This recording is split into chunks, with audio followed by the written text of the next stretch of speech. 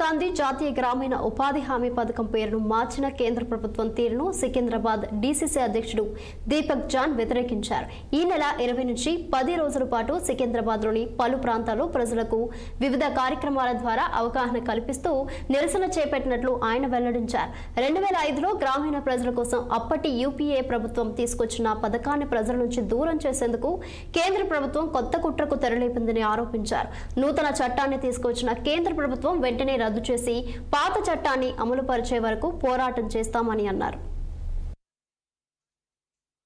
చట్టాన్ని మార్చడంలో ఒక రహస్యం ప్రజలందరికీ తెలియాల్సిన అవసరం ఉంది. అంబానీ అడానీ సర్కార్, బీజేపీ సర్కార్ ప్రజల భూముల్ని, గరీబోళ్ళ శ్రమని కార్పొరేట్స్కి, ప్రైవేట్ కాంట్రాక్టర్స్కి ఇవ్వడంలో ఇది ఒక పార్ట్.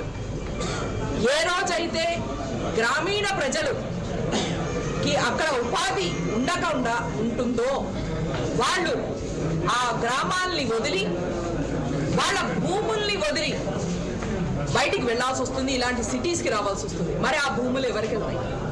ఈ ప్రశ్నకి ఆన్సర్ మనందరికీ తెలుసు. క్రితం 10 ఏళ్లగా దేశంలో ఎన్నో వనరులు, ఎన్నో రిసోర్సెస్, ప్రత్యేకంగా భూములు ఎవరికి ఇవ్వడం జరిగింది? బీజేపీ సర్కారు కార్పొరేట్స్కి, అంబానీ అడానీస్కి. కాబట్టి ఇది కూడా దాంట్లో ఒక పార్ట్. అందుకనే కాంగ్రెస్ పార్టీ సామాన్య జనులకి హక్కులు ఇచ్చింది. బీజేపీ పార్టీ ఆ హక్కుల్ని తీసేసుకుని కార్పొరేట్ వాళ్ళకి, పెద్దవాళ్ళకి, బీద వాళ్ళని బానిస